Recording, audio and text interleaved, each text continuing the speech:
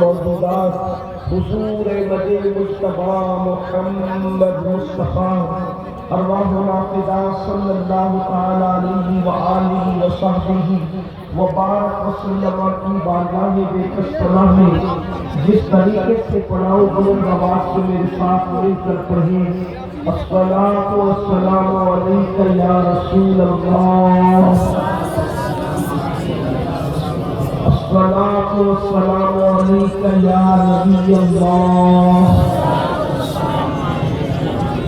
الصلاۃ والسلام علیک یا حبیب اللہ، وعلی آلک واصحابک یا نور اللہ، صلی اللہ تعالی علیہ وسلم۔ دن محو میں کھونا تجھے، شب صبح تک سونا تجھے، شہر نبی خوف خدا یہ بھی نہیں وہ بھی نہیں، رزق خدا کھایا کیا، فرمان حق تالا کیا، شکر کرم پر سے سزا یہ بھی نہیں وہ بھی نہیں، ڈر تھا کہ عیسیٰ کی سزا اب ہو گیا روز جزا، ڈر تھا کہ عیسیٰ کی سزا اب ہو گیا روز جزا، بھی ان کی رحمت میں صدا یہ بھی نہیں وہ بھی نہیں۔ آج کی یہ محفل راج محل کی سرزمین پر اصلاح عقائد و اعمال کے حوالے سے انعقاد پذیر ہے۔ اسی مناسبت سے آیہ کریمہ تلاوت کی گئی ہے۔ اللہ تبارک و تعالیٰ کی بارگاہ میں دعا ہے کہ اللہ رب العزت مجھے حق کہنے اور آپ سب کو حق سن کر اس پر عمل کرنے اور اسے عام کرنے کی توفیق عطا فرمائے۔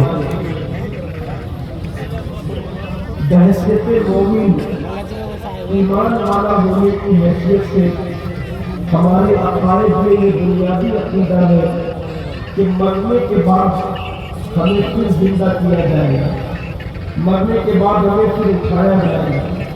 دنیا کی دوسری قومیں موت کے بعد اٹھائے جانے پر یقین نہیں رکھتے بہت سارے لوگ، لیکن مومن ایمان والا جو قرآن کو مانتا ہے، جو انبیاء کو مانتا ہے، آخری نبی پر جو ایمان لایا، اس کے لیے یہ لازمی ہے کہ وہ یہ عقیدہ رکھے کہ مرنے کے بعد ہمیں پھر اٹھایا جائے گا، اور جب ہمیں اٹھایا جائے گا تو کس لیے اٹھایا جائے گا؟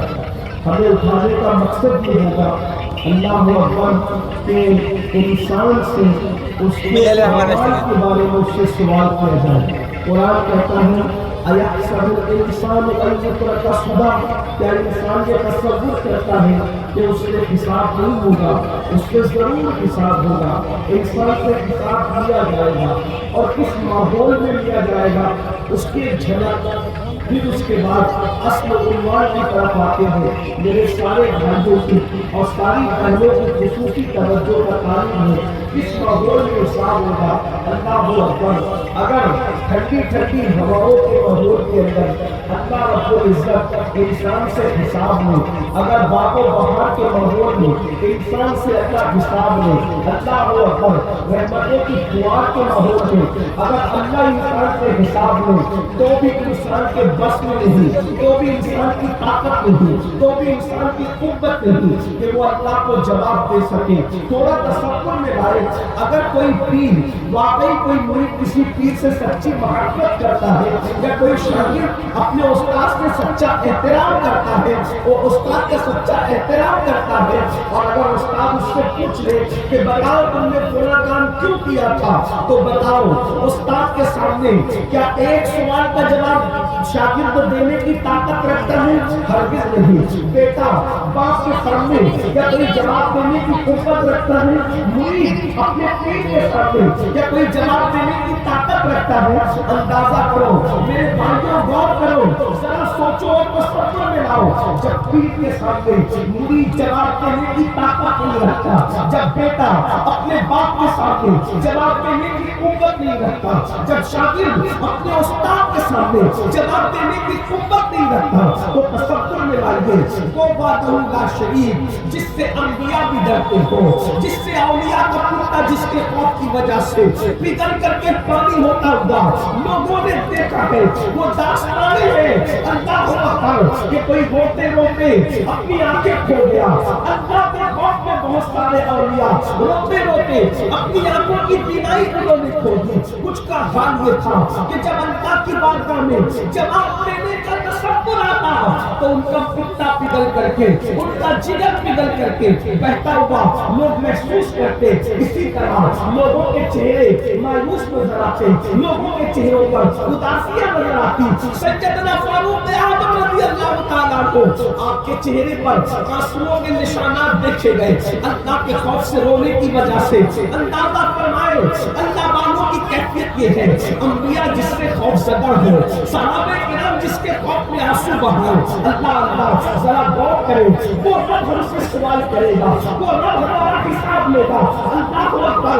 اور ماحول کون سا ہوگا؟ باغ و بہار کا ماحول نہیں ہوگا، ٹھنڈی ہوائوں کا ماحول نہیں ہوگا، فضاؤں کا ماحول نہیں ہوگا، رحمت کی فواروں کا ماحول نہیں ہوگا، بلکہ وہ ماحول کیا ہوگا؟ اللہ اکبر۔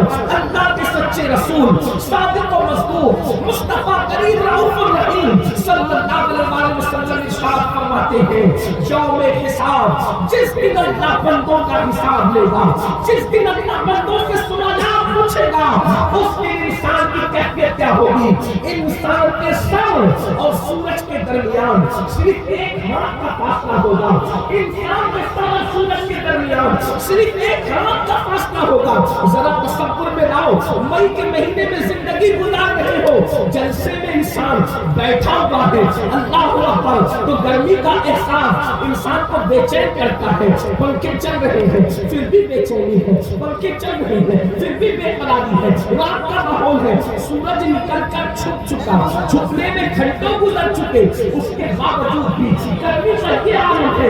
اللہ اکبر، جب چوتھے آسمان پہ نکل کر کے چھپنے والے سورج کی تپش کا عالم یہ ہے کہ آدھی رات کو بھی گرمی محسوس کر رہے ہو، اس وقت جب انسان کے سر کے اوپر سورج ہوگا، چوتھے آسمان پہ نہیں، انسان کے سر پہ سورج ہوگا، اور انسان کے سر اور سورج کے درمیان صرف ایک ہاتھ کا فاصلہ ہوگا، ایک ہاتھ کا فاصلہ، جس کو بعض لوگوں نے سوا نیزے سے تعبیر کیا ہے۔ اللہ اکبر۔ آج سورج اپنی پیٹھ کی طرف سے چمک رہا ہے، اس وقت سورج اپنے چہرے کی طرف سے چمکے گا۔ جس کی پیٹھ کی تپش کا یہ عالم ہے، اس کے چہرے کی تپش کا عالم کیا ہوگا؟ اللہ کے سچے رسول صادق و مصدوق فرماتے ہیں کوئی گھٹنوں تک پسینے میں ہوگا، کوئی کمر تک پسینے میں ہوگا، کوئی اللہ اکبر انسان کندھوں تک پسینے میں ہوگا، کسی کے منہ میں پسینے کی لگام ہوگی، اللہ اکبر آنکھیں پانی بن کر بہ رہی ہوگی، انسان کے سروں میں ان کا بھیجا ایسے کھولتا ہوگا جس طریقے سے چولہے پہ رکھی ہوئی ہانڈی کے اندر انسان پانی کھولتے ہوئے دیکھتا ہے، چولہے پہ رکھی ہوئی ہانڈی میں جیسے پانی کھولتا ہے، انسان کا بھیجا اس کی کھوپڑی میں کھول رہا ہوگا، ناک کے ذریعے سے، کان کے ذریعے سے اس کا بھیجا بہ رہا ہوگا، یہ انداز ہوگا۔ اس وقت اللہ بندے سے اس کے بارے میں پوچھے گا، اس کی زندگی کے بارے میں پوچھے گا، اس سے سوال کرے گا۔ سوال کئی ایک ہوں گے، سوال بہت زیادہ ہوں گے، لیکن ایک سوال قرآن یہاں بیان کر رہا ہے، ثُمَّ لَتُسْأَلُنَّ يَوْمَئِذٍ عَنِ النَّعِيمِ۔ اس ماحول میں اس دن ہم سے نعیم کے بارے میں پوچھیں گے، نعیم کے بارے میں اللہ تجھ سے پوچھے، نعیم کیا چیز ہے؟ مفسرین نے مختلف اقوال بیان کیے، نعیم سے مراد یہ، نعیم سے مراد یہ، نعیم سے مراد یہ۔ جو ایک قول آج آپ کے سامنے پیش کرنا ہے، قرآن بہت ہے، کیونکہ قرآن کی ایک آیت کی 70,000 تفاسیر بیان کی گئی ہے، اور یہ تو ظاہری ہے، اس کے علاوہ جو باطنی تفاسیر ہے اس کا تو کوئی اندازہ نہیں، بلکہ امام عبد المناف شعرانی تو یہاں تک فرماتے ہیں کہ قرآن کا نزول خود ہوا ہے، مگر معنی قرآن کا نزول آج بھی علماء کے دل پر ہو رہا ہے۔ ہر دن نیا اللہ اللہ والے ہیں اور ربانیین ہیں، ان کے دلوں پر اب بھی مانیے قرآن نازل ہوگی، قرآن مقدس کا معنی نازل ہوتا ہے۔ اللہ اکبر، آیت نہیں نازل ہو سکتی، وہی نہیں آ سکتی، اب قرآن نازل نہیں ہو سکتا کیونکہ قرآن مکمل ہو چکا ہے، لیکن مصطفیٰ جان رحمت کے دل کے سلسلے میں علماء کے دلوں پر اب بھی مانیے قرآن کا نزول ہو رہا ہے۔ ثم لتسألن یومئذ عن النعیم، اللہ تم سے نعیم کے بارے میں پوچھے گا۔ تو مفسرین نے ایک اور نعیم کا یہ بیان فرمایا، اللہ تم سے قیامت کے دن اس ماحول میں جب سر پہ سورج ہوگا، بھیجا انسان کی کھوپڑی میں کھول کر اس کی ناک اور اس کے کان سے بہ رہا ہوگا، اس وقت اس کی آنکھیں پگھل کر پانی بن کر بہ رہی ہوگی، اس وقت ماں بیٹے سے بھاگ رہی ہوگی، باپ بیٹے کے کام نہ آ سکے گا، گزرا کرے پسر پہ پدر کو خبر نہ ہو، باپ پہ گزرے گی تو بیٹے کو پتہ نہیں، بیٹے پہ گزرے گی باپ کو پتہ نہیں، بیوی کہاں ہے شوہر کو پتہ نہیں، شوہر کہاں ہے بیوی کو پتہ نہیں، نفسا نفسی کا عالم ہے۔ اللہ اکبر، اس ماحول میں اللہ تم سے پوچھے گا ثم لتسألن یومئذ عن النعیم، نعیم کے بارے میں، نعیم سے مراد مفسرین کہتے ہیں اللہ تم سے اس ماحول میں تمہاری جوانی کے بارے میں پوچھے گا کہ بتاؤ تم نے اپنی جوانی کی راتوں کو کہاں گزارا، تم نے اپنی جوانی کے دن کو کہاں گزارا، کیسے گزارا، اب مجھے بتاؤ۔ پیر کو جواب دینے کی حیثیت نہیں، مرشد کو جواب دینے کی زبان میں طاقت نہیں، استاد کو جواب دینے کی طاقت نہیں، باپ کو جواب دینے کی طاقت نہیں۔ اللہ کی بارگاہ میں ہم کس منہ سے بیان کریں گے کہ راتوں کو نرم نرم گدوں پہ لیٹتے تھے اور زنا کی فلمیں دیکھتے تھے۔ مجھے بتائیں میری قوم کے جوان شرق سے لے کے غرب تک، یقیناً راج محل کے جوان ایسے نہیں ہوں گے لیکن دنیا کے سبھی لوگ سنتے ہیں۔ میں پوچھنا چاہتا ہوں اللہ کی بارگاہ میں اپنی جوانی کی راتوں کا حساب میں کیسے دیں گے؟ نرم گدوں پہ لیٹ کر زنا کی فلمیں دیکھنے والے، اپنے دل کو پھر اللہ اکبر شراب پی کر جوار کھیل کر نشہ کر کے اپنی زندگی کو جوانی کو تباہ کرنے والے، کانوں میں ایئر فون لگا کر گانے سننے والے، ماں باپ کی نافرمانی کرنے والے، بہنوں کا حق مارنے والے، بیوی کی حق تلفی کرنے والے، مجھے بتاؤ اللہ کو کیا جواب دیں گے؟ اور غائب اور بہنیں بھی موجود ہیں، بہنیں اللہ کو کیسے جواب دے سکے گی کہ وہ بغیر دوپٹے کے بڑی بے باکی کے ساتھ کبھی میلوں میں جایا کرتی تھی، کبھی فلموں میں جایا کرتی تھی، کبھی ولیموں میں جایا کرتی تھی۔ مجھے بتاؤ اللہ تم سے تمہاری جوانی کے متعلق پوچھے گا۔ اور سن لو اللہ کو کتنا پوچھا جائے گا اس کی تو کوئی حد نہیں، بلکہ قرآن تو یہاں پہ کہتا ہے فَمَن يَعْمَلْ مِثْقَالَ ذَرَّةٍ خَيْرًا يَرَهُ وَمَن يَعْمَلْ مِثْقَالَ ذَرَّةٍ شَرًّا يَرَهُ۔ ایک ذرے برابر نیکی کی ہوگی اللہ وہ بھی دکھائے گا، ذرے برابر برائی کی ہوگی اللہ وہ بھی دکھائے گا۔ آپ مجھے بتائیں آج ہم کیا کر رہے ہیں؟ ہماری زندگی کیا ہے؟ جوانی کی قدر کرو۔ مولا کائنات سید السادات سیدنا علی کرم اللہ تعالی وجہہ کریم ارشاد فرماتے ہیں جوانی کی ایسے ہی قدر کرنا جیسے کسی عزت دار مہمان کی قدر کرتے ہو۔ مہمان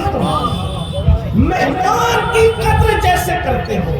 راج محل والوں آپ تو مہمانوں کی قدر کرنا جانتے ہیں، ہم راج محل آتے ہیں تو شرمندہ رہتے ہیں۔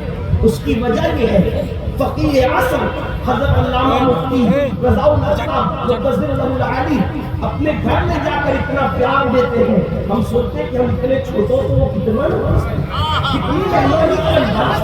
آپ اندازہ فرمائیں آپ لوگ اتنی مہربانی کرنا جانتے، عزت کرنا جانتے، پیار کرنا جانتے۔ اللہ تبارک و تعالیٰ فقیہ عصر کو عمر نصیب فرمائے۔ ماشاءاللہ ایک طویل عرصے تک جامعہ شریف میں دینی خدمات کو انجام دیا، اور اب جب وطن آئے تو بیماری کی وجہ سے خاموش نہیں بیٹھے بلکہ یہاں پر بھی اللہ کے دین کے کام میں مصروف ہیں، لگے ہوئے ہیں۔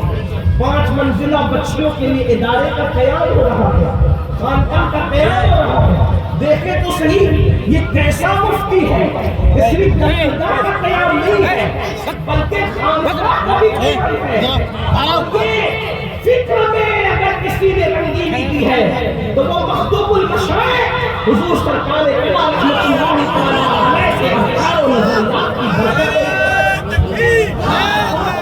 میں دعا کرنا ہوگا کہ تمہارے تعالیٰ بچیوں کے ادارے کو بھی جلد سے جلد قیام کا معاملہ آسان فرمائے اور خانقاہ بھی اپنی پوری روحانیت کے ساتھ ہمارے درمیان اپنی خدمات کو انجام دیتے ہوئے اپنی نگاہوں سے دیکھے۔ اللہ کی بارگاہ میں دعا ہے کہ اللہ آسان فرمائے۔ میں عرض یہ کرتا ہوں فرماؤ میری قوم کے جوانوں مولا مشکل کشا سید السادات سیدنا مولا علی کرم اللہ تعالی وجہ الکریم فرماتے ہیں جوانی کی ایسے ہی قدر کرو جیسے معزز مہمان کی عزت اور قدر کرتے ہو۔ کیوں؟ مہمان وہی ہوتا ہے جو جانے کے لیے آتا ہے۔ مہمان اسی کو کہتے ہیں جو جانے کے لیے آتا ہے، بلکہ مہمان کوئی مہمان ہو اگر وہ واقعی مہمان ہے تو وہ 3 دن سے زیادہ رک نہیں سکتا۔ ہر ایک کو پتہ ہے کہ مہمان بن کر تو 3 دن میں چلا جائے گا، اور جو 3 دن میں نہ جائے وہ مہمان نہیں ہو سکتا۔ 3 دن میں جو جائے وہی مہمان ہے، اور جو 3 دن کے بعد رکے حضور علیہ السلام نے فرمایا 3 دن تک مہمان ہے، اس کے بعد صدقہ ہے۔ اس کی تفصیل آپ جانتے ہیں ماشاءاللہ، یہ تو علماء کی سرزمین ہے۔ 3 دن تک مہمان رکتا ہے۔ مولا مشکل کشا کے قول کی نجرت پر قربان، اس قدر فکر پر قربان، جیسے مہمان 3 دن سے زیادہ نہیں رکتا ویسے جوانی 30 سال سے زیادہ کسی کے پاس نہیں ہوتی۔ 16 سال پر شروع ہوتی ہے اور 46 سال اور 50 آتے آتے انسان کی جوانی ختم ہو جاتی ہے۔ تو فرمایا جوانی کی ایسی قدر کرو جیسے عزت دار مہمان کی قدر کرتے ہو، اور اللہ کو جوانی بھی پسند اور جوانی کی عبادت بھی پسند۔ اسی لیے تو اللہ کے سچے رسول صادق و مصدوق مصطفیٰ جان رحمت غیرہ نبی صلی اللہ علیہ وسلم نے ارشاد فرمایا جوانوں کی قدر کرو۔ ہمارے جوان کی کیا عزت ہے، اللہ کے سچے رسول پوری کائنات جن کی عزت کرتی ہے، بلکہ عزت بھی جس کی عزت کرتی ہو وہ رسول فرماتے ہیں جوانوں کی قدر کرو، اس لیے کہ آقا نے فرمایا جب مکے میں نبوت کا اعلان کیا تو مکے کے بڈھوں نے میری دعوت کو رد کر دیا، مکے کے جوانوں نے میری دعوت کو قبول کیا۔ آقا نے فرمایا اسی لیے جوانوں کی قدر کرو۔ دیکھو صحابہ میں جو سب سے بڑی عمر کے صحابی تھے افضل البشر بعد الانبیاء بالتحقیق سیدنا ابو بکر صدیق، انہوں نے جب کلمہ پڑھا تو اس وقت ان کی عمر 37 سال کی تھی۔ فاروق اعظم نے کلمہ پڑھا عمر 27 سال کی تھی۔ مولا علی نے کلمہ پڑھا 7 یا 10 سال کی عمر تھی۔ حضرت سعد بن ابی وقاص کہتے ہیں جب احد کی جنگ میں حضور پہ آنے والے تیر کو میں نے اپنے سینے پہ لیا تھا اس وقت میری عمر 16-17 سال سے زیادہ کی نہیں تھی، ابھی میرے چہرے پہ داڑھی کے بال نکلنا بھی شروع نہیں ہوئے تھے کہ میں نے احد کی جنگ میں رسول اللہ پہ آنے والے تیر کو اپنے سینے پہ لیا تھا۔ ہمارے یہاں جوانوں کی کتنی عزت ہے، کتنی قدر ہے، بلکہ حدیث سن لیں اور ایمان تازہ کریں۔ جوانی دیکھو جب عبادت کرو گے سنا ملے گا، لیکن جوانی کسی شاعر نے بہت اچھی بات کہی ہے، کہہ رہا تھا کہ نشہ ایمان ہوتا ہے، نشہ شراب کا نہیں، عشق مصطفیٰ ایمان، نشہ ایمان ہوتا ہے، سراحی دین ہوتی ہے۔ جوانی کی عبادت بھی بڑی رنگین ہوتی ہے، اصل عبادت کا مزہ جوانی میں آتا ہے، ورنہ آدمی جب بوڑھا ہو جائے پھر کمر پھر دل ویسا نہیں لگتا۔ غور فرمائیں اللہ کے سچے نبی صادق و مصدوق صلی اللہ علیہ وسلم نے ارشاد فرمایا جو جوان صبح کے وقت عبادت کرتا ہے، صبح کی عبادت کرتا ہے وہ آقا فرماتے وہ صبح کے وقت عبادت کرنے والے جوان کو اللہ بوڑھوں پر ایسی فضیلت عطا کرتا ہے جیسے نبیوں کو اللہ نے عوام پر فضیلت عطا فرمایا. نبیوں کی مرسلین کی فضیلت جیسے پبلک پر ہے عوام پر ہے ویسے اس جوان کی فضیلت بوڑھوں پر جو صبح کو عبادت کرے اس کی یہ شان ہے. جو رات مصلی پر گزارے اللہ اس کو کیا مقام عطا فرمائے گا. اور ایک اور حدیث سنیے میرے آقا علیہ السلام ارشاد فرماتے ہیں اللہ کے سچے رسول غیب کا نبی صلی اللہ علیہ وسلم نے فرمایا جو جوان جوانی میں حرام سے بچے. اب ذرا جملوں پہ غور کرنا. جو جوان جوانی میں حرام سے بچے اور فرائض اور واجبات پہ عمل کرے اللہ اس جوان کو 70 صدیقوں کے برابر ثواب عطا فرماتا ہے.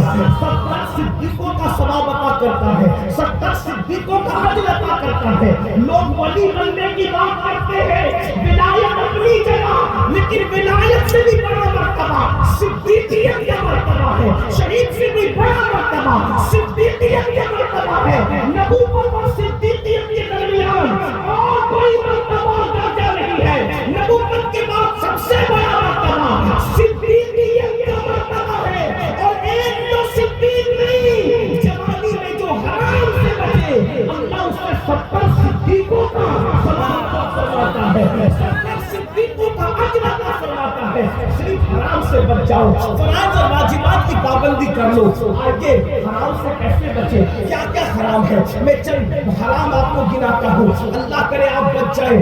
صدیق ایک صدیق نہیں 70 صدیقوں کا اجر.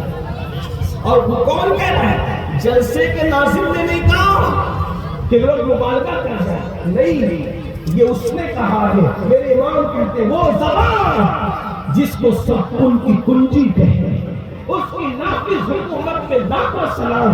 وہ دہن جس کی ہر بات ہے خدا چشمہ علم و حکمت پہ لاکھوں سلام. حرام سے بچو جوانی میں حرام سے بچو فرائض اور واجبات کی پابندی کرو. 70 صدیقوں کا اجر ملے گا.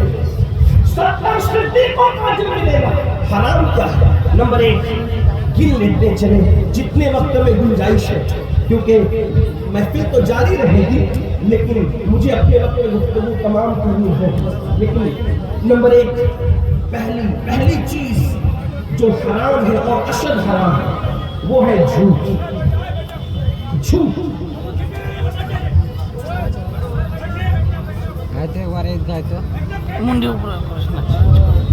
ایک بار درشی بلند آواز سے درشی اور بسکر میں رکھوں سے اصلاحی اور قبضہ علا حبیبی کا خیر الخلق کلہم. جلدی سے چلتے جھوٹ. آج ہمارے سماج میں معاشرے میں جھوٹ کو حرام سمجھے جھوٹ فیشن. حالانکہ مذاق میں بھی جھوٹ بولنا حرام. اگر کوئی مذاق میں بھی جھوٹ بولے جیسے مثال کے طور پر کہ کوئی یہ کہہ دے اپنے بچے کو چھوٹے بچے کو 3-4 میں تمہیں سنڈے کے دن پارک میں گھمانے لے جاؤں گا ایسے کہ اور نہیں لے گیا جھوٹ بولا حرام.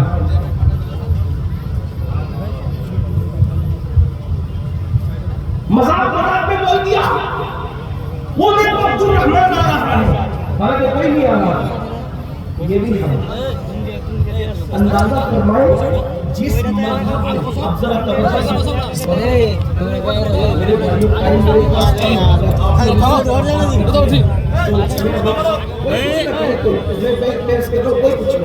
تھوڑی دیر سنیے. بہت اچھے لوگ ہیں محبت والے لوگ. تھوڑی دیر سنیے. آدھے گھنٹے سے بھی کم میں گفتگو مکمل کر لوں گا لیکن تھوڑا سن لیں اس لیے کہ کبھی تو آپ لوگوں سے ملاقاتیں ہوتی ہیں. آپ لوگ بہت بڑے خطبہ کو بلاتے ہیں سنتے ہیں. میں صرف اپنے دل کا درد آپ کے دروازے پر دینا چاہتا ہوں. جھوٹ مذاق میں بھی حرام. غور کرو جس مذہب میں مذاق میں بھی جھوٹ حرام ہے آج وہ کون مذہب کے اندر بیٹھ کر بھی جھوٹ بولتا ہے. سوچو. بلکہ اللہ کے رسول صلی اللہ علیہ وسلم سے پوچھا گیا کہ یا رسول اللہ صلی اللہ علیہ وسلم کیا کوئی مومن فلاں گناہ کر سکتا ہے؟ اور میں ہاتھ کر سکتا ہوں. ایک بہت بڑے گناہ کا نام لیا, میں نہیں بولتا اس لیے نہیں بولتا کہ لوگ آج اس کا بھی مس یوز کر سکتے ہیں. تو کوئی مومن فلاں گناہ کر سکتا ہے؟ حضور صلی اللہ علیہ وسلم ہاں کر سکتا ہے. کوئی مومن فلاں گناہ بھی کر سکتا ہے؟ ہاں کر سکتا ہے. پھر پوچھا یا رسول اللہ کیا مومن جھوٹ بھی بول سکتا ہے؟ عقل میں نہیں. جو مومن ہوگا وہ جھوٹ نہیں بول سکتا. غور کرنا کون ہے؟ اس کا مطلب یہ ہے ہم لوگ قادری بن گئے, برکاتی بن گئے, رضوی بن گئے, اشرفی بن گئے, وارثی بن گئے, مداری بن گئے, ہم مومن کب بنے؟ کامل مومن کب بنے؟ بڑی معذرت کے ساتھ اگر پیر و مرشد نے ٹوپی دی ہے, ہم اس ٹوپی کی کتنی عزت کرتے ہیں اور کرنا بھی چاہیے. پیر مرشد نے امامہ دیا ہے, شجرہ دیا ہے, پیر و مرشد نے اپنا لباس دے دیا ہے, کتنی عزت کرتے ہیں, سنبھال کے رکھا ہے. کیا اس کو قبر میں لے جائیں گے؟ آپ سے پوچھتا ہوں پیر کے دیے ہوئے تحفے کی قدر ہے. رسول اللہ نے جو شریعت کا تحفہ دیا, اللہ کے قانون کا تحفہ دیا, قرآن جیسا عظیم تحفہ دیا, اس کی ہمارے نزدیک کیا قدر ہے؟ پیر کا شجرہ جتنا قیمتی ہے اس سے بڑھ کر سارے پیروں کے پیر, پیران پیر کے ہی پیر محمد رسول اللہ نے تو ہمیں قرآن جیسا عظیم دستور عطا فرمایا. وہ کہاں ہے؟ وہ زندگی میں کہاں ہے؟ شجروں کی بالکل عزت کی جاتی اور کی جائے گی, ہم اس کے کبھی مخالف ہیں. لیکن میں تو یہ کہتا ہوں سنیوں سے زیادہ قرآن کی اہمیت کو کوئی سمجھ نہیں سکتا. کیوں؟ اس لیے کہ جو قوم پیر کے شجرے کو اتنا جان سے زیادہ عزیز سمجھتی ہو وہ رسول اللہ کی دی ہوئی کتاب کو کتنا عزیز سمجھنا چاہیے. لیکن بڑی معذرت کے ساتھ ہم نے زور اور چیزوں پہ دیا, حقائق سے ہم کہیں نہ کہیں رکھے چلا رہے. اور سن لو, اور اپنے زمانے کے بڑے بڑے مفتیوں کے درمیان اگر میں غلطی کروں تو یہ میری اصلاح کریں گے, اور یہ صرف دارالعلوم والے درسگاہی لوگ نہیں بلکہ خانقاہی لوگ بھی ہیں. سن لینا, اگر رسول اللہ کے دیے ہوئے قرآن کی قدر نہیں کرو گے تو پیر کا شجرہ قبر میں رکھنا کوئی تمہارے کام نہیں آ سکے. قرآن کو چھوڑ دیا, جو قوم قرآن کو چھوڑ دے اللہ کے رسول اس کے خلاف اللہ کی عدالت میں شکایت کریں گے, اللہ میری قوم نے میرے قرآن کو چھوڑ دیا. جس کی شکایت شافعی یوم النشور کرے اس کی سفارش کون کرے گا؟ کون اس کی سفارش کرے گا؟ اور قرآن میں ہے کہ اللہ رب العزت جھوٹوں پر لعنت کرتا ہے, لعنت اللہ علی الکاذبین. جھوٹوں پہ اللہ کی لعنت ہے. حدیث پاک میں آیا جب کوئی بندہ ایک بار جھوٹ بولتا ہے تو اس کے منہ سے اتنی بدبو نکلتی ہے کہ 1 میل دور فرشتہ ہٹ جاتا ہے. تمہارے ہم نے بڑے بڑے منجن بہت زیادہ قیمتی جو ہے وہ ٹیوب استعمال کر کے منہ کی بدبو دور کرنے کی کوشش کی. وہ جھوٹ کی بدبو جس سے فرشتہ دور ہٹتا ہے اس کے لیے کون سی صفائی کا انتظام کیا؟ حرام سے بچو جوانی میں, 70 صدیقوں کا ثواب ہے. نمبر 2 دوسرا حرام بدنگاہی, یعنی جن جیسے بدنگاہی سے مراد عورتوں کو بے پردہ دیکھنا. یہ بھی لوگ گناہ نہیں سمجھتے, اور یہ بھی سمجھ لے جان لیں کہ جس طرح مردوں کا عورتوں کو بلا عذر دیکھنا حرام ہے ویسے عورتوں کا مردوں کو بھی بلا عذر دیکھنا حرام ہے. قرآن کہتے ہیں قل للمؤمنین یغضوا من ابصارہم, مومنوں کو کہہ دو اے محبوب اپنے غلاموں کو, مومنوں کو کہہ دو کہ وہ اپنی نگاہوں کو نیچی رکھیں. آج بدنگاہی جو حرام ہے, بلکہ حدیث پاک میں آیا کہ شیطان کے تیروں میں سے تیر ہے بدنگاہی, یعنی عورتوں پہ بدی کی نظر ڈالنا, عورتوں پر پاپ کی نظر ڈالنا, عورتوں پر گناہ کی نظر ڈالنا. کتنے لوگ نظروں کو بچاتے ہیں, نگاہوں کو کتنے لوگ بچاتے ہیں, کتنے لوگ حفاظت کرتے ہیں. سید الطائفہ حضرت جنید بغدادی رضی اللہ تعالیٰ عنہ فرماتے ہیں ہو سکے تقوی کی بات, ہو سکے اگر تمہیں دودھ دونے کی ذمہ داری نہیں ہے, दूध दोना तुम्हारा काम नहीं है, तो हो सके तो बकरी और गाय के थनों को भी देखने से परहेज किया करो। ये तकवे से ज्यादा करना है, ये परहेजगारी से ज्यादा करो। एक बार जुनैद बगदादी सरकार की बारगाह में जवान आके कहता है, हजरत मुझे नमाज में लज्जत नहीं मिलती। तो फरमाया, शायद तूने किसी जानी की आंखों में तक लिया है, इसलिए अल्लाह ने तुझसे नमाज की लज्जत को छीन लिया है।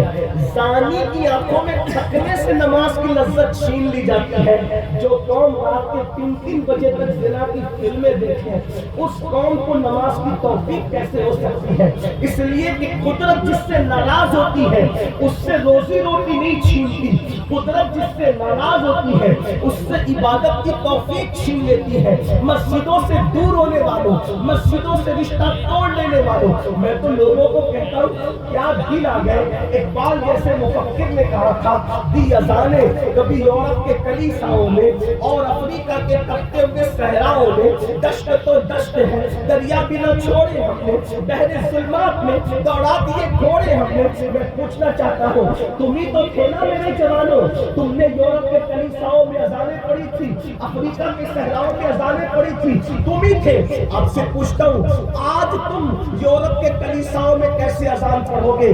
जिसकी हालत आज इतनी गिर चुकी, जो खुद के पैदा किए हुए बच्चे के कान में अज़ान देने का इल्म नहीं रखता, वो यूरोप के कलीसियाओं में कैसे अज़ान दे सकता है? वो अफ्रीका के सहराओं में कैसे अज़ान दे सकता है? कितने हालात गिर गए, दीन से कितने दूर हो गए। आओ, सैयदना सलमान फारसी सरकार इरशाद फरमाते हैं। हज़रत सलमान फारसी कौन है? अल्लाहु अकबर, जिनके बारे में मेरे आका ने इरशाद फरमाया कि सलमान मेरी उम्मत के जाहिदों में से। कैसा जाहिद? इराक का गवर्नर बनने के बाद भी जिसने छत के नीचे कभी सोना पसंद नहीं किया, बगैर छत एक दरख्त के नीचे इराक का गवर्नर रहता था। जिसका खुद का घर नहीं था उसे सलमान फारसी कहते हैं। जिसने कभी अपना घर नहीं बनाया उसको सलमान फारसी कहते हैं। अल्लाह अकबर, वो सलमान फारसी फरमाते, देखो निकाह की हिफाजत के बारे में सरकार सलमान फारसी का कौल सुन। सलमान फारसी फरमाते, मैं मारा जाऊं फिर जिंदा किया जाए, फिर मारा जाऊं फिर जिंदा किया जाए, फिर मारा जाऊं फिर जिंदा किया जाए। 3 बार मरने की तकलीफ उठाना मेरे लिए आसान है, लेकिन एक मर्तबा किसी की शर्मगाह देखना मेरे लिए मुश्किल है। जुमले पे गौर करें, अंदाजा करें। मेरी कौम के जवानों, जवानी में अपने आप को बर्बाद मत करो, हलाक मत करो, तबाह मत करो। सोचो और गौर करो। सलमान फारसी कहते 3 मर्तबा मौत की तकलीफ उठाना आसान और एक मर्तबा किसी की शर्मगाह देखना मेरे लिए मुश्किल। अब क्यों? कहा कि एक बार किसी की शर्मगाह देखने पर या खुद की शर्मगाह दिखाने पर जो अजाब दिया जाएगा, वो अजाब 3 मर्तबा मौत की तकलीफ से भी ज्यादा सख्त हो। इसलिए मैं मरना तो पसंद करता हूँ, लेकिन किसी की शर्मगाह, किसी के सतर को देखना पसंद नहीं करता। ये बातें हया की वजह से कहने की हिम्मत भी नहीं होती, मगर करें क्या? जैसा मरीज है वैसी दवा तो देनी पड़ेगी। वो कौन? सलमान फारसी जो ये बात कहे कि 3 मर्तबा मरने की तकलीफ उठाना गवारा है, मगर एक बार किसी के सतर देखने में जो अजाब होगा उसकी तकलीफ हम बर्दाश्त नहीं कर सकते। आज क्या हो गया? ज़िना की फिल्में आम हो रही है, अल्लाह अकबर, और उसी की वजह से ज़िना भी आम हो रहा है। मेरी कौम के जवान 16-16, 17-17 साल की उम्र में वो सब कुछ कर जा रहे हैं, अल्लाह अकबर, जिसका तसव्वुर नहीं किया जा सकता। अल्लाह अकबर, यही कौम के जवान थे, यही मुस्लिम जवानों की कैफियत थी। अगर कोई बंदा अपनी बेटी को इज्जत की हिफाजत चाहता तो वो कहता चलो चलकर मुसलमानों के मोहल्ले में रहेंगे, इसलिए कि मुसलमान लोग किसी की बेटी पर हाथ नहीं उठाते, किसी की बेटी पे हाथ नहीं उठाते। अल्लाह अकबर, ये किरदार था। अगर कोई मुसाफिर सफर के लिए निकलता तो अपनी बेटी को किसी मुसलमान के घर रख करके जाता कि ये मुसलमान है, ये कुछ और तो कर सकता है, लेकिन किसी की बेटी पर बाप की आंख नहीं उठा सकता। और आज हम बदनिगाही का शिकार हैं। अल्लाह अकबर, सुन लो, अगर बदनिगाही का शिकार हो तो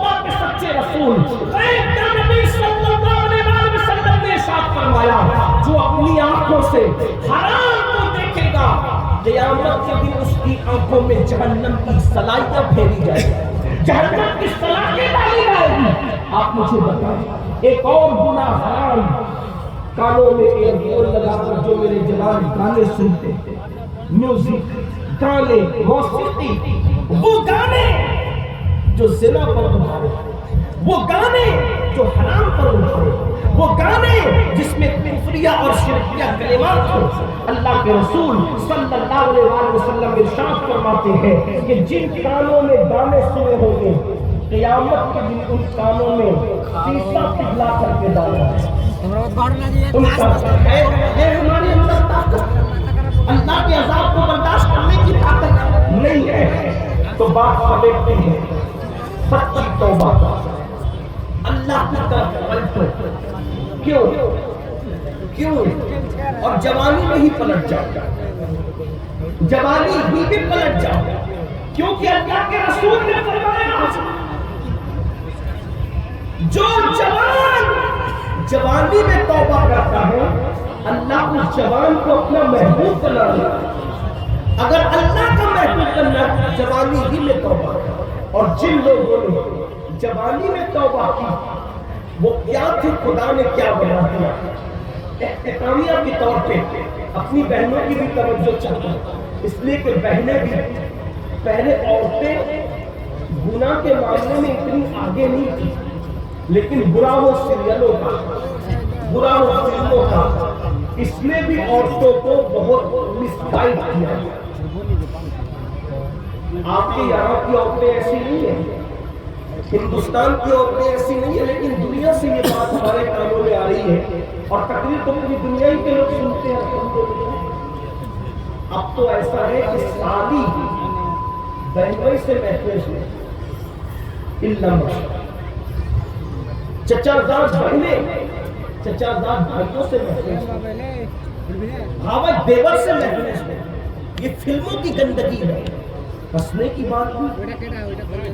ایک دور ہوتا میرے بھائی کہ بھابھی کا چہرہ دیور پوری زندگی نہیں دیکھتا، اور بھابیاں دیوروں کے سامنے کبھی بے پردہ نہیں رہتا۔ اور آج تو لوگ کہتے ہیں بھابھی دیور کا رشتہ تو ہنسی مذاق ہے، یہ کوئی اور مذہب میں ہو سکتا ہے، اسلام میں نہیں ہو سکتا۔ اسلام میں تو ہم دیور جانتے ہیں مولا علی جیسا، اور بھاوج جانتے ہیں سیدہ عائشہ صدیقہ جیسا۔ ہمارے مذہب میں تقدس، ہمارے مذہب کی پوترتا کی ہے۔ کیا ہو گیا، کیا ہوا ہے میری قوم کو؟ اللہ کو اکبر، یہ سب گندی سیریلوں کی گندگی ہے۔ اپنے گھروں سے سیریلوں کا خاتمہ ہونا چاہیے۔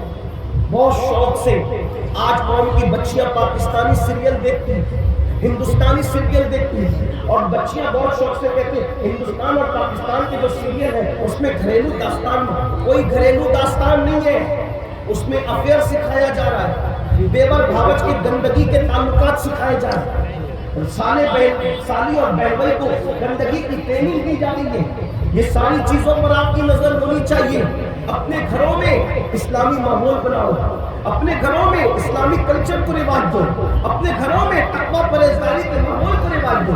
آج لوگ کہتے ہیں ہم دنیا میں اسلام کا پرچم لہرائیں گے، میں کہتا ہوں اپنے گھر کی سلطنت تیرے ہاتھ میں ہے۔ جب وہ اپنے گھر میں اسلام قائم نہ کر سکا تو تو محلے میں کیا اسلام قائم کرے گا میرے بھائی؟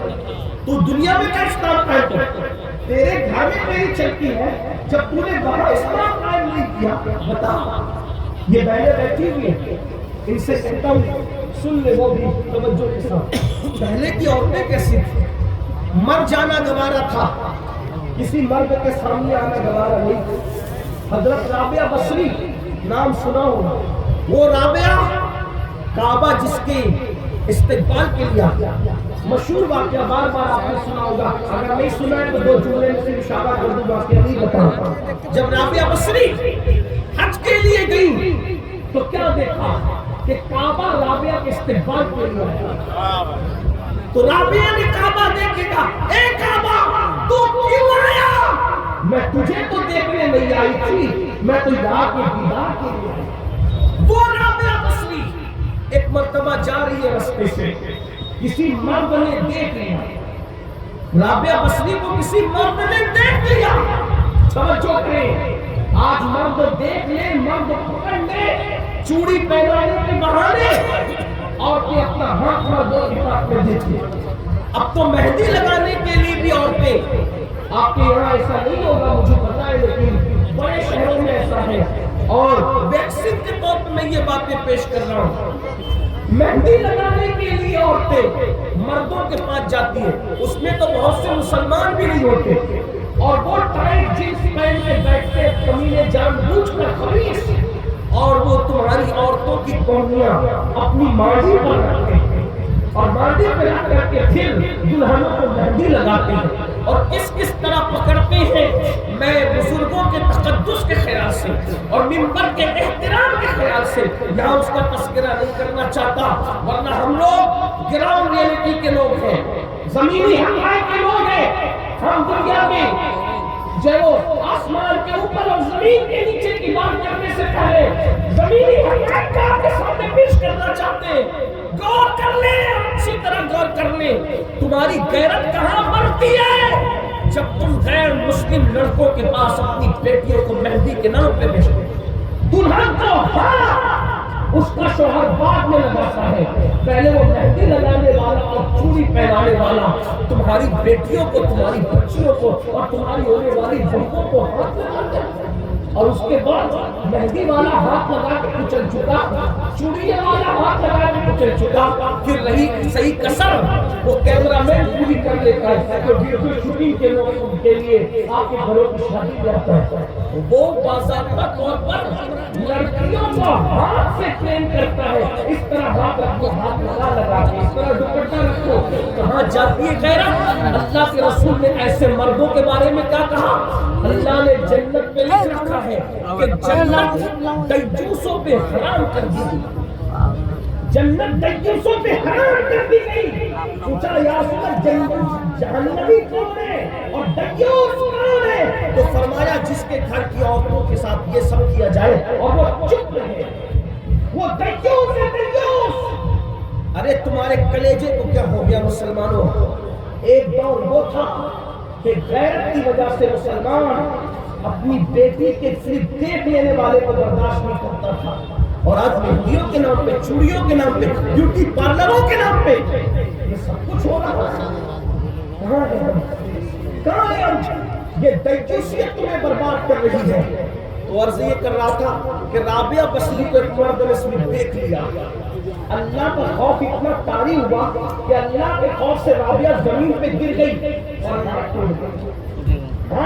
تو کہا اللہ تیرا شکر ہے, جس عورت کو کوئی مرد پاک کی نظر سے دیکھے تو اس کو یہ دکھ ضرور ملنا چاہیے. اگر اس میں رابعہ کا کیا قصور تھا, اگر رابعہ کا کیا قصور لگے ہاتھوں میری قوم کی جوان بیٹیوں سے بات کرتے. آج کل اگر فلم دیکھتے ہوئے, سیریل دیکھتے ہوئے, ناول پڑھتے ہوئے بے باک لڑکے اگر کسی لڑکی کو افیئر کا, ناجائز محبت کا آفر کرتے ہیں تو لڑکیاں جلدی پگھل جاتی ہیں اور اس کو فیشن کا نام دیا جاتا ہے. قوم کی بیٹیوں سنو, آج تو بیٹیاں منکرین اسلام کے ساتھ بھی افیئر کر رہی ہیں.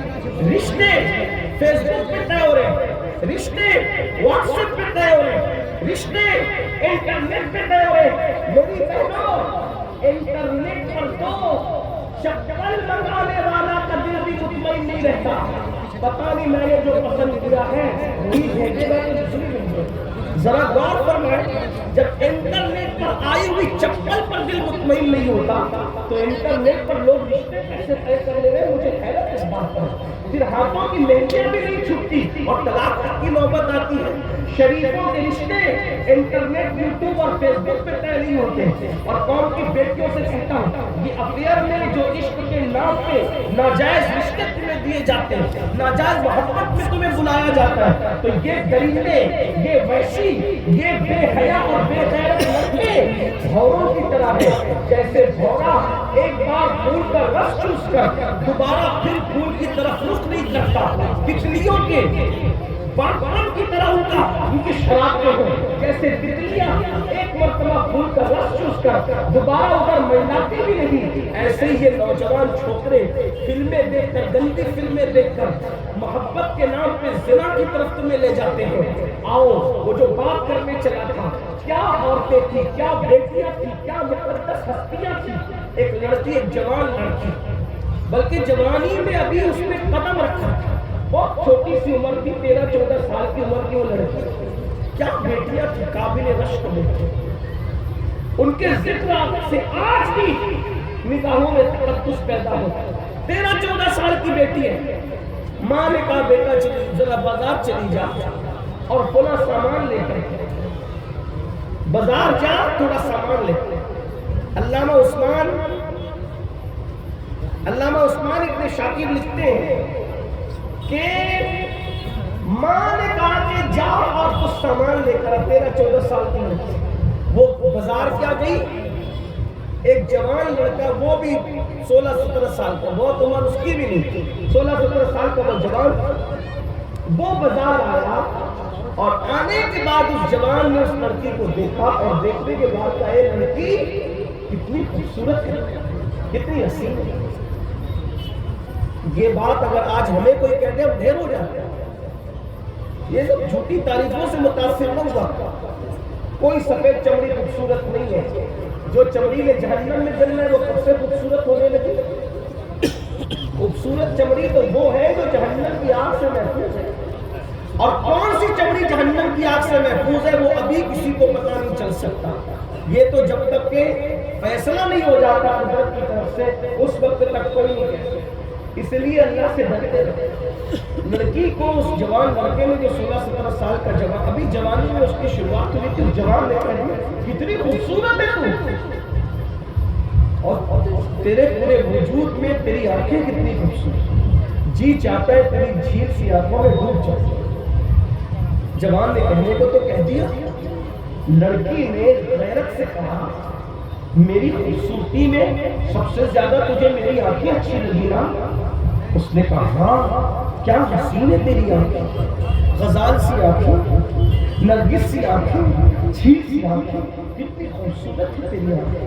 اس لڑکی نے غصے اور غیرت کے ملے جلے جذبات میں کہا رک، ٹھہر، ابھی تیرا علاج کرتی ہوں۔ وہ جوان وہیں ٹھہر گیا، لڑکی گئی اور چند منٹوں کے بعد ایک بوڑھی کنیز آئی، اس کے ہاتھ میں ایک پلیٹ کی تشت اور وہ ڈھکا ہوا تھا کپڑے سے۔ آنے والی کنیز نے کہا اے لڑکے تو ہی وہ جوان ہے نا، تھوڑی دیر پہلے کسی لڑکی کے حسن و جمال اور اس کی آنکھوں کی تمہیں تعریف کی؟ ہاں میں وہی جوان ہوں۔ کہا اس لڑکی نے یہ تمہیں تحفہ مل جائے گا۔ وہ جوان سمجھ گیا پہلی ہی محبت کامیاب، پہلی ملاقات کامیاب، لیکن جیسے ہی اس نے تشت سے کپڑا ہٹایا حیران بن گیا۔ ایک چٹھی تھی اور خون آلود کٹی ہوئی آنکھیں، کٹی ہوئی آنکھیں خون آلود تشت میں رکھی ہوئی، اور ساتھ ایک چٹھی اٹھا کے پڑھا تو لکھا ہوا تھا اے جوان میری آنکھیں تجھے خوبصورت لگی ہے نا، اس لیے میں نے یہ آنکھیں کاٹ کر تجھے بھیج دیا، یہ کٹی ہوئی آنکھیں لے لے اور مجھے بھول جا، دوبارہ مجھے کبھی یاد مت کرنا۔ وہ آنکھیں جو مردوں کو میری طرف متوجہ کر کے مجھے پاپ میں مبتلا کریں، ایسی آنکھیں میں اپنے ماتھے پر کبھی رکھنا پسند نہیں کر سکتی۔ میں اندھی بن کر تو رہنا پسند کر سکتی ہوں، مگر بے حیا اور بے غیرت بن کر کے رہنا پسند نہیں کر سکتی۔ اس جوان کے پیروں کے نیچے سے زمین کھسک گئی اور اس جوان نے سوچا یا اللہ میرے چند جملوں کی وجہ سے ایک لڑکی کی آنکھیں چلی گئی، وہ نابینا ہو گئی، وہ اندھی ہو گئی، کون اس سے شادی کرے گا، کون اس کو بیوی بنائے گا، کون اس سے نکاح کرے گا؟ چلو اللہ سے توبہ، اللہ کی بارگاہ میں توبہ کرنا۔ وہ جوان گھر آیا بوجھل قدموں سے، پوری رات تڑپتا رہا، روتا رہا، معافی مانگتا رہا۔ کسی کہنے والے نے بہت اچھا جملہ کہا ہے، دل دکھاتے ہیں مخلوق کا اور توبہ کرتے اللہ کی بارگاہ میں۔ حالانکہ قدرت تو قانون بنا چکی ہے کہ جب تک میرے بندے معاف نہیں کریں گے حق تلفی کرنے والوں کو میں بھی معاف نہیں کروں گا. لیکن وہ جوان سود بوجھ والا اس جوان کی کوئی بے ادبی نہیں کر رہا، اس کی انداز بیان ایسا ہے، ورنہ تصور میں بھی کہیں اس جوان کی بے ادبی نہیں ہے. وہ جوان میرے سر پر، میری آنکھوں پر، میرے دل پر، میرے قلب پر، میرے جگر پر اس کی نالائق ہے. لیکن اللہ اکبر رات بھر روتا رہا، توبہ کرتا رہا. صبح ہوئی دل میں خیال آیا، اے جوان دل دکھانا مخلوق تھا اور توبہ کرنا رب کی بارگاہ میں، چلو اس سے بھی تو معافی مانگ لیں، اس سے بھی تو معافی طلب کر لیں. اور وہ جوان جب گیا اس لڑکی کے محلے میں تو کیا دیکھا کہ پورا محلہ غم میں ڈوبا ہے اور لوگ کسی جنازے کو پورے عزت اور احترام کے ساتھ اٹھا رہے ہیں. پورے محلے کو روتا دیکھا. اس جوان نے کہا کس معزز ہستی کا انتقال ہو گیا کہ پورا محلہ غم میں ڈوبا ہوا ہے، ایک گھر نہیں پورا محلہ. تو کسی نے کہا پتہ نہیں کون من چلا، پتہ نہیں کون دیوانہ تھا، ہمارے محلے کی بیٹی کل صبح بازار گئی، اس کی آنکھوں کی کسی نے تعریف کیا کر دی، غیرت کی وجہ سے اس بیٹی نے آنکھیں کاٹ کے اس کو بھجا دیا، اور غیرت کی وجہ سے آنکھیں تو کاٹ لی لیکن برداشت نہ کر سکی، دن بھر تڑپتی رہی، رات بھر تڑپتی رہی، آنکھوں کا کاٹنے کا دکھ اس سے برداشت نہ ہوا اور صبح ہوتے ہوتے اس بیٹی کا انتقال ہو گیا. ہماری غیرت مند بیٹی نے آبرو بچانے کے لیے اپنی جان تک دے دی، مر گئی، وہ دنیا چھوڑ دیا اس نے. اس جوان نے کہا اے جوان تیرے چند جملوں نے صرف کسی کی آنکھیں نہیں بلکہ کسی کی جان تک لے لی ہے. ایک قوم کی بیٹی نے صرف آنکھیں نہیں کھویا بلکہ تیرے چند جملوں کی وجہ سے اس نے تو جان کھو دی ہے.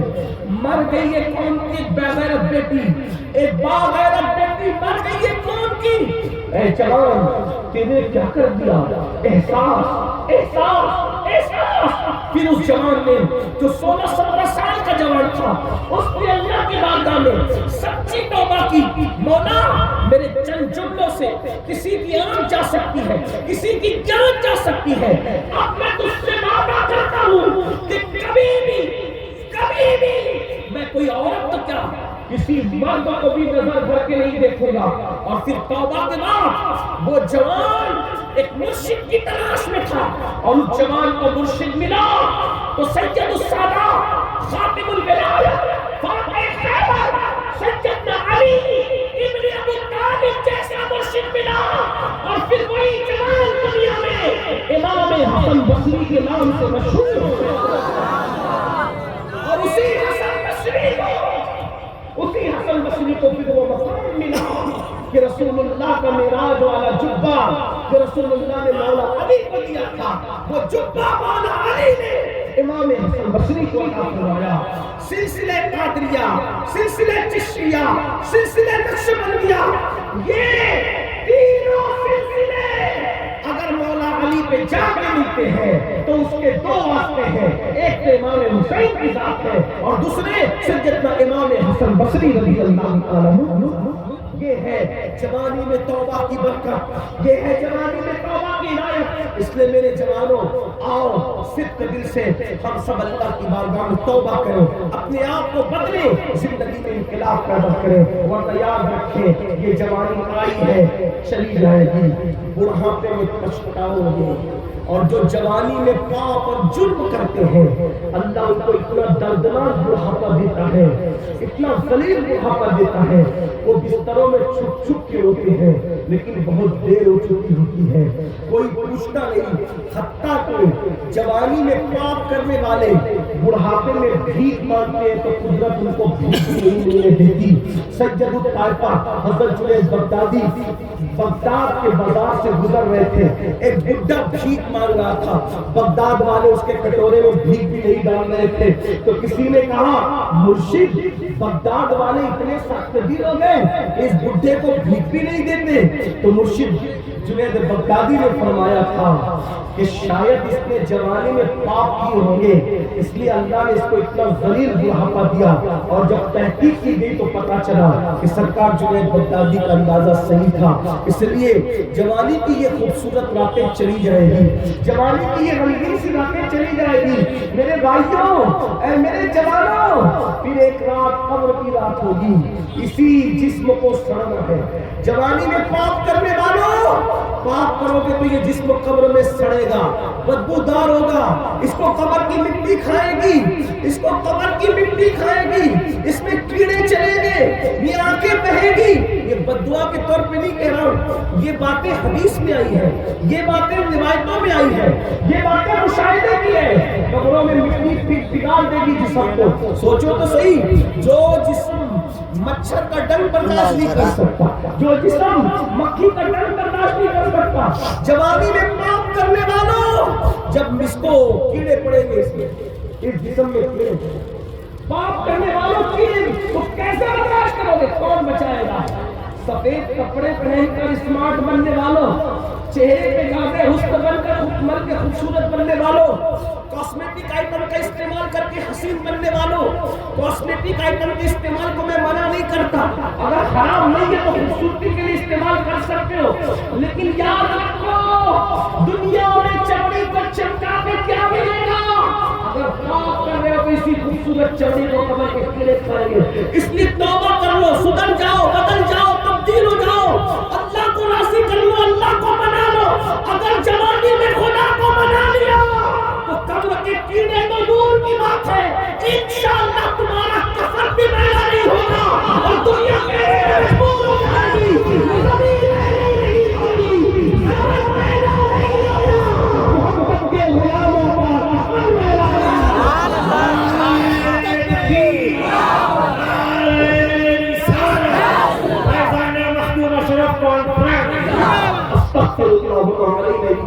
السلام علیکم ورحمۃ اللہ وبرکاتہ۔ جائے محفل جاری رہے گی، آپ تشریف رکھیں، محفل کے تقدس کو قائم رکھیں۔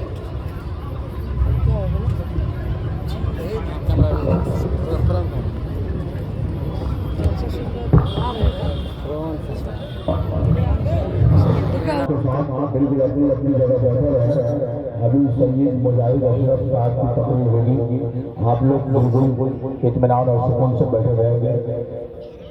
شاعر اسلام جناب فیضان سرور صاحب کی ناخوانی ہوگی، اس لیے آپ تمام حضرات بالکل اطمینان سکون سے بیٹھے رہیں گے۔ سید صاحب کو جو فرائض پکڑنا ہے، اس لیے ان کو پہلے موقع دیا گیا۔ بنگلہ جبونی سے اسماعیل حق کلیمی صاحب بھی ہیں، اس لیے آپ لوگ اطمینان اور سکون سے بیٹھے رہیں۔ بالکل محفل کو آپ لوگ جو ہے گزارے نہیں، آپ لوگ سن کر کے جائیں گے انشاءاللہ تعالیٰ۔